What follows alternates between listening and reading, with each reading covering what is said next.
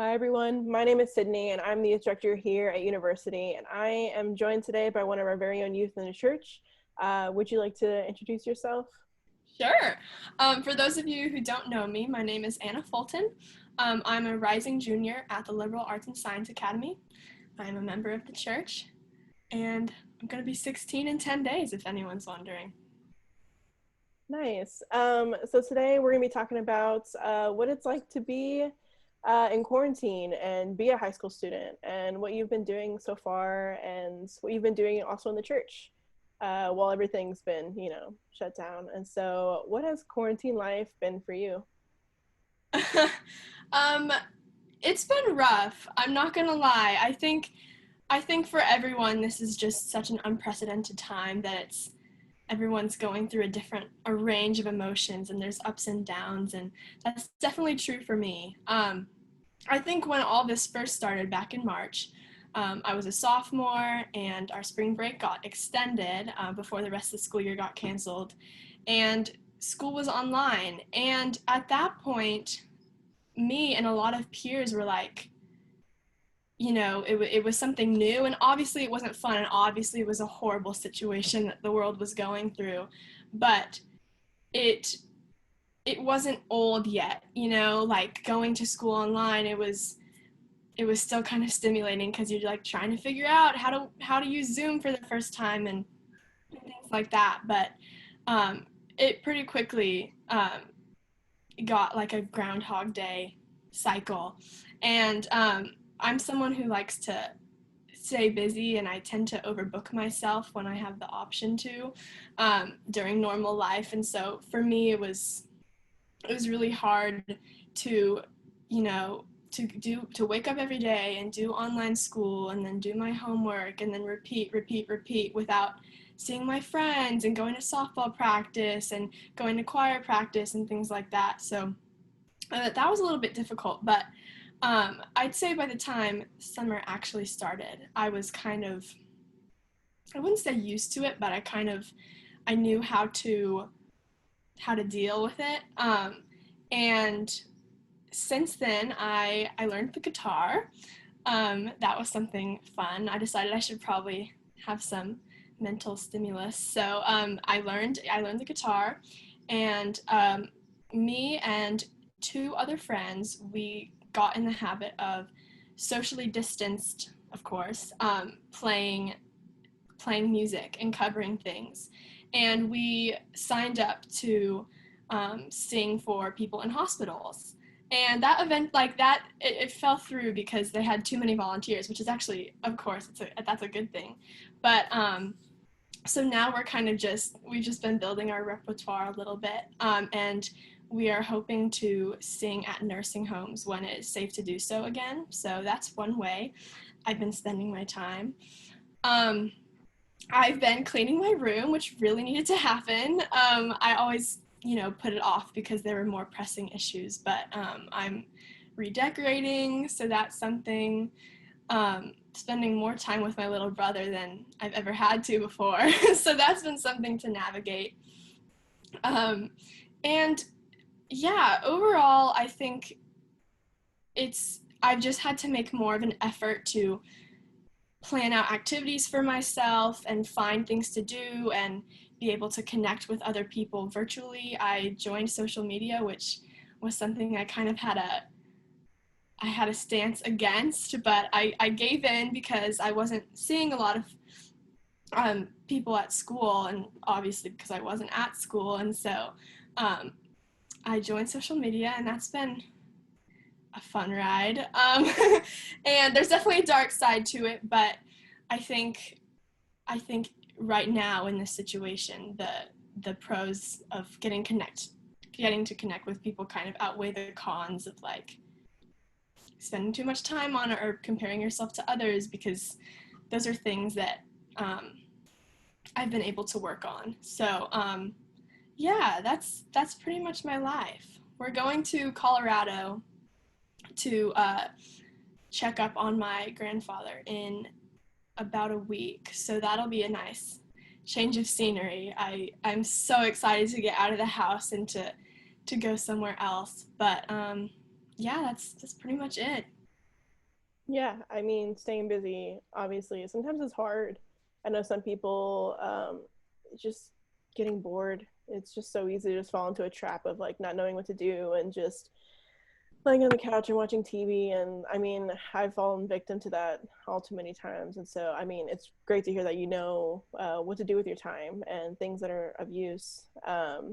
But thinking about like the future and school in the fall, what is your plan? What's happening with schools? Can you give us some insight with what's happening in the high school exactly? Yes, I can tell you as much as I know, which is not much. I understand that the district has a lot of decisions to make, and I would not want to be them right now because they have a lot to be dealing with, and our superintendent just left, and so it's kind of a little bit of a mess. But as of right now, our school year starts in a couple weeks on August 18th. For Austin Independent School District. And then the first 3 weeks are going to be fully online for everybody, is what they're saying. And then after that, students and their families get to choose whether they want to go back, whether the student wants to go back in person or whether the student wants to continue online school. But once you make that decision, it's final and it's 100% of the time.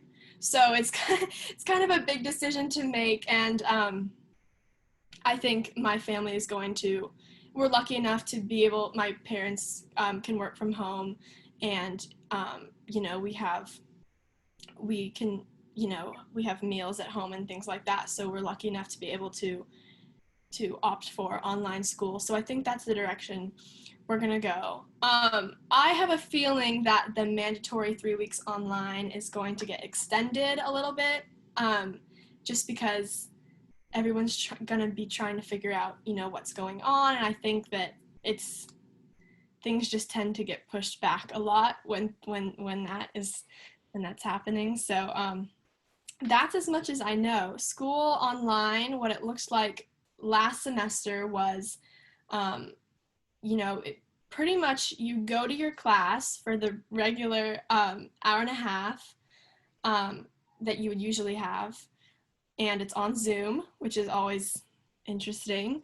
And it's kind of interesting. You do the lesson, you listen to the teacher lecture, and then usually the homework is on this online learning website called Blend. So that's how we access that.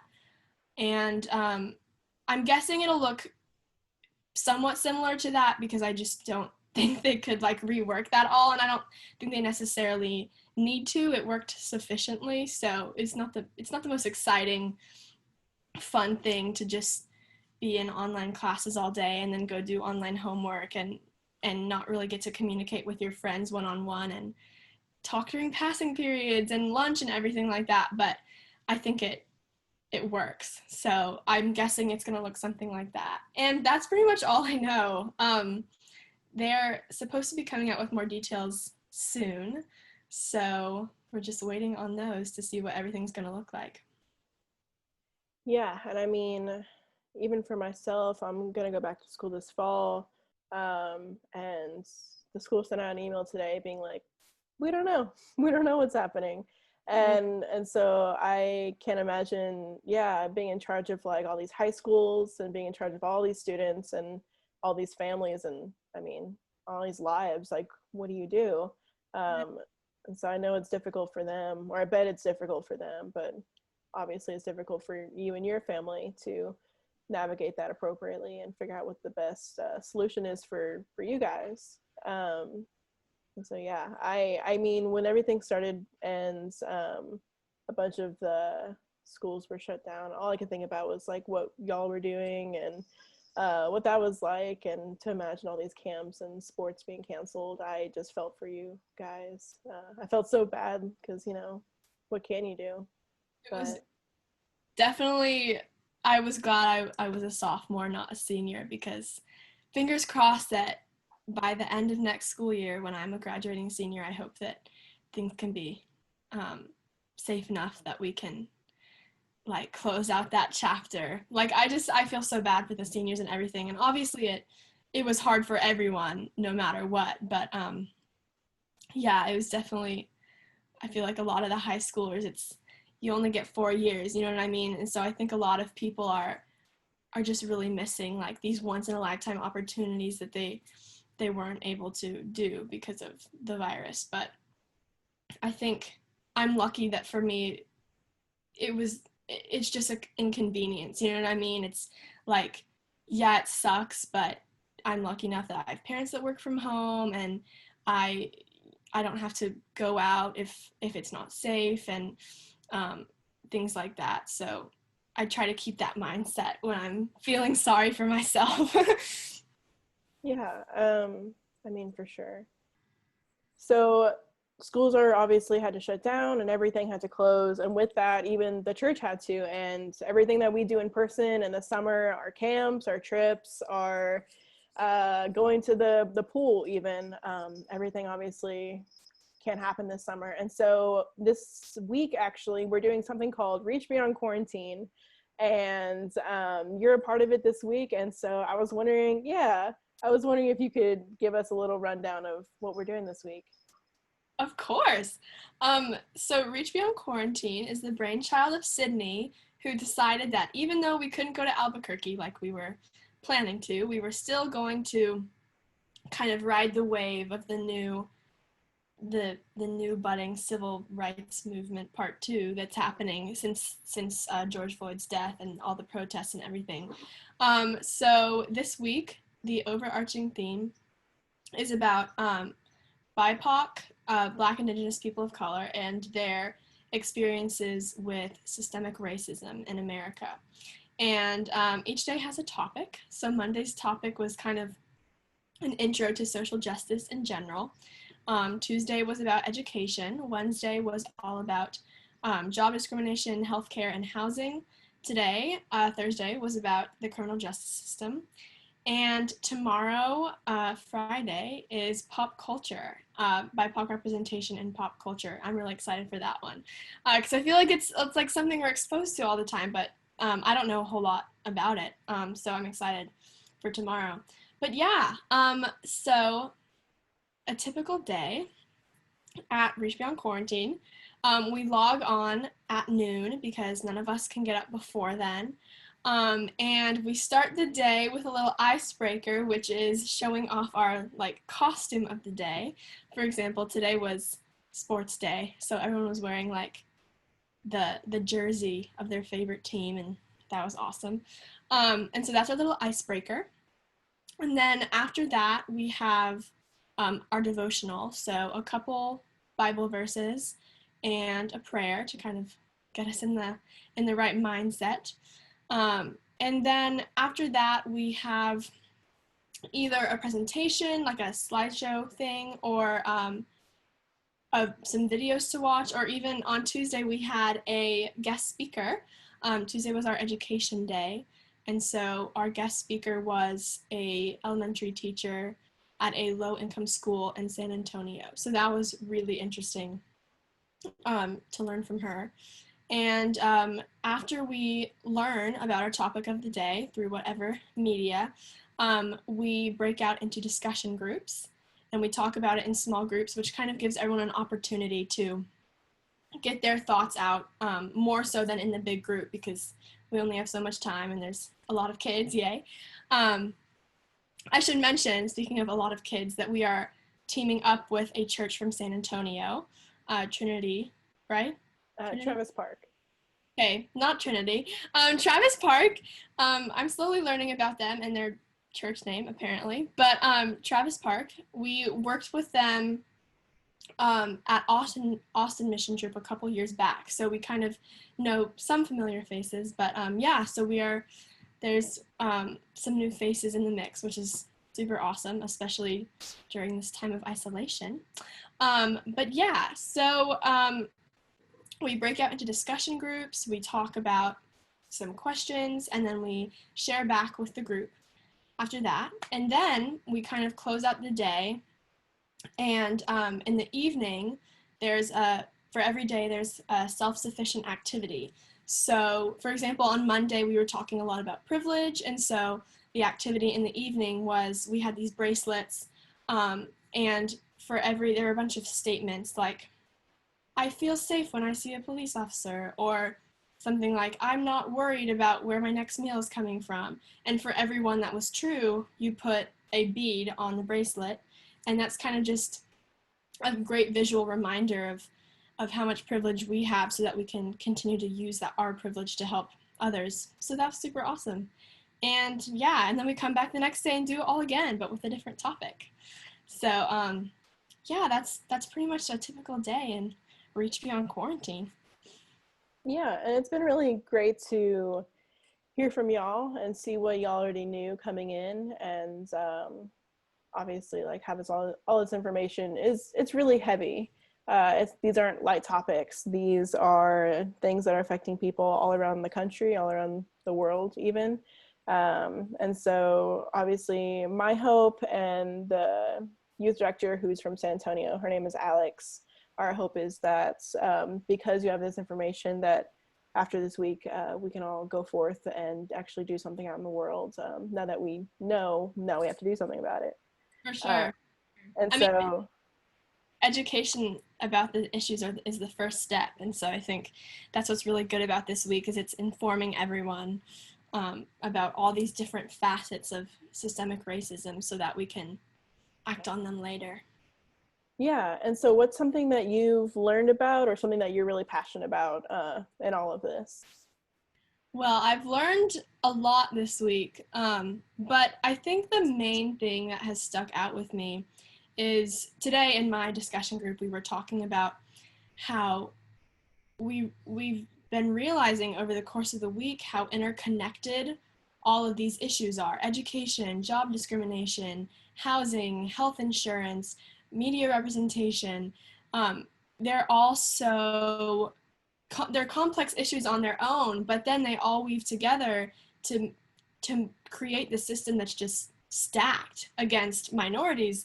And of course, I knew about all of these general topics beforehand, but it's just really stuck out to me this week that, you know, when we're talking about one topic, we reference all the other topics from the week, because they're all, like I said, they're all interconnected.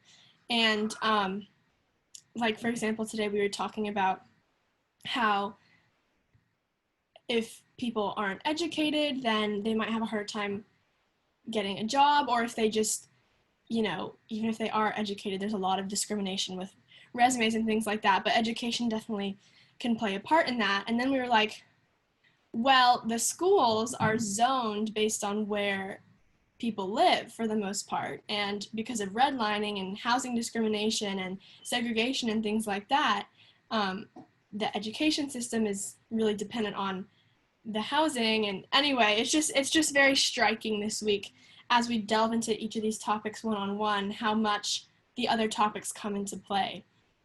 But if I had to choose one topic I was passionate about, I would say education is definitely something that's really interesting and kind of hits close to home, I guess, because I'm lucky enough that a lot of these things I haven't had exposure to. Like, I haven't had to deal with these things, but education is something that every day when I go to school, I can see other people who don't look like me, their experiences and the disparities, and how they're treated and how they learn based on my experiences.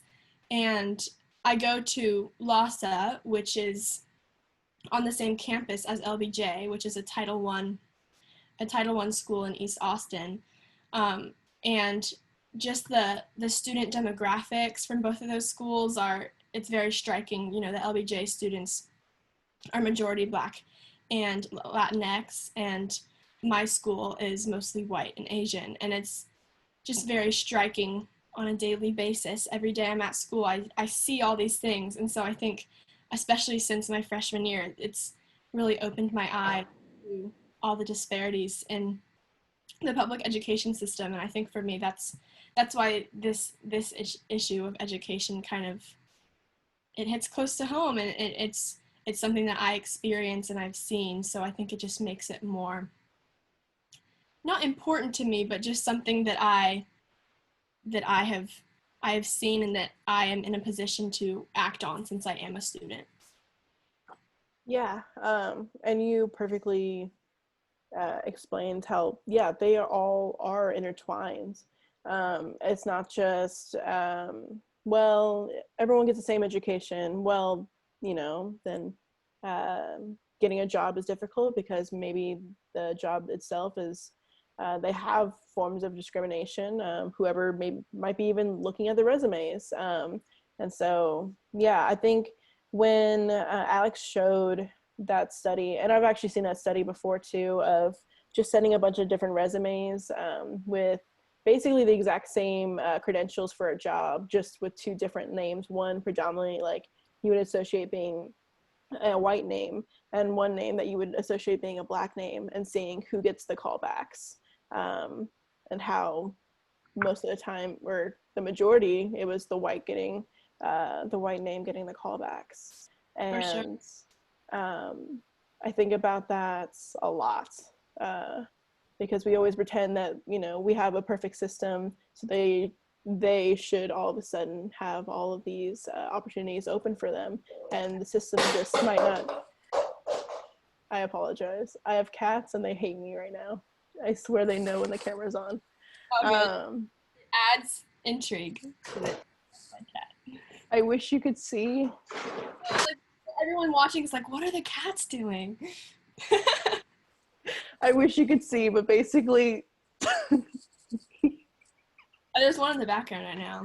one of them just hopped on top of the fridge, but then was trying to hop off, and then it's actually this one right here. I'm sorry. He was trying to hop off the freezer and actually open the freezer while he was hopping off. So currently the freezer door is just open. I apologize. Let's get back on track for some. There's no possible way I can get back on track. Cat. He's a nightmare, but it's fine. Okay, the cat segment has now ended. Hope y'all enjoyed. Back to business. And so, yeah, with everything that we're talking about this week, and because every day we do have a mission for y'all to do at home. And so one of the days y'all were able to make there was like a blank canvas that was provided to y'all, and so y'all were able to like do something with art. And then one other day y'all made these like little bracelets to remember like we all have different forms of privilege, and each bead represented different forms of privilege that aren't just included with our race, but also with our class and accessibility. And one of our projects this week is also to raise money. And so would you like to explain what we're trying to help with this week? Of course. We are all very excited about this project. I'm sure some of y'all listening have heard Heather talk about it during service, but we're kind of teaming up with her. And basically the project is we are trying to diversify the little free libraries in neighborhoods around Austin. And we are hoping to do that by purchasing books that are either by a BIPOC author or feature BIPOC characters from BIPOC-owned bookstores. And once we have purchased those books, we are going to distribute them into the little free libraries around town. And, the goal of this is, well, we're supporting BIPOC-owned businesses by buying the books from them. And then also it's a way to, for children who are reading these books who aren't minorities, it's a way to kind of start breaking down implicit biases from the beginning. And then, of course, for children that are minorities, they see themselves represented in these books or in the author or both. So we're really excited about this project and how it's helping the community, but it's also like starting to dismantle all these biases that kind of lead to some of this systemic racism sometimes. And so, yeah, so we are humbly asking for some donations. Every dollar counts towards buying these books from the BIPOC-owned bookstores, and we're trying to see how much money we can raise. Because it's a really important project, and I think it's really creative. I didn't come up with it, but I think it's a really creative way to kind of, start with children and how they're brought up, and But yes, we need the money to buy the books. So every donation we appreciate it so much. You can go to uumc.org/give, and then there will be a drop-down menu, and you can click on Little Free Libraries. It'll just say that, and then you can donate. And we're going to see how much money we can raise this week. So I guess this is kind of a last call because it's Thursday, but thank you so much in advance for your donations toward this project, because we're really psyched about it, and we hope you guys are excited about it too. And we're trying to get everyone involved. So yeah. Yeah, definitely. And I think like this is something that like will that will go past this week. Because obviously we're making a bunch of things for us to be reminded about it, or be able to like hang up in our walls in our own rooms to remember what we learned this week. But this is something that will impact people we won't ever meet. And that is more than I could ask for. That's more than we could hope for. But to know that people out there, even just the business that we get to buy all these books from, this is such a great thing for us to do.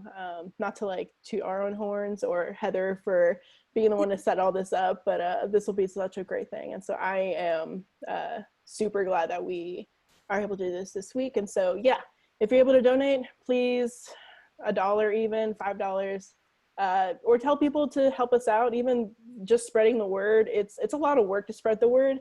That's what we've learned this week as well. How to fundraise, what that looks like, even as people in quarantine, and with like everybody asking for different donations during all this. And so if you're able to help, please do. If you would like to get involved, sorry to interrupt you, Sydney, No. but if you'd like to get involved with buying the books or distributing the books once we have them, you can email Heather at pastorheather@uumc.org, and she will get you hooked up with that if you're like really intrigued by this project and you want to help even more. So that's also, of course, greatly appreciated. Yeah, and so first of all, thank you for joining us, Anna. But do you have any kind of like final comments, last thoughts, anything you want to tell us before we sign off for today? Last thoughts. A lot of pressure. I have to make it good. I would say, at the beginning of quarantine, Sydney, I made a documentary for my film class. It was called Coronavirus, A Lesson in Hope. And I interviewed a bunch of different people from all walks of life about their experiences in quarantine and acts of kindness that they've seen from other people or even done themselves, and how they're staying connected. And the resounding theme was just it was that people are really trying to stay connected and keep doing the things that make them happy and that help other people. Like I interviewed a man who works at a nursing home, and he was talking about how the families of all the residents there pooled their money to buy groceries for the staff, so the staff wouldn't have to go out to the stores and expose themselves to the virus and then bring it back. And then another student I interviewed was talking about how like debate club and soccer, they've organized drive-bys to honor graduating seniors, and they have like little camps online. And speaking of camps online, but I'm so happy that we can do things like Reach Beyond Quarantine online, and even like other virtual camps, and even just FaceTiming friends and things like that to stay connected, because I think that's what keeps us all going during a time like this. And these fireside chats are another way that we as a church community are staying connected and really putting in an effort. So I'm very grateful that I had the chance to be featured in one of these today. And thank you guys all for watching. Yeah, thank you guys for watching. If you can, again, donate. If not, share the word, share that we're going to do this as a church for the next few days that we have this going on. And thank you for sharing time with us, and have a great night. Bye. Bye.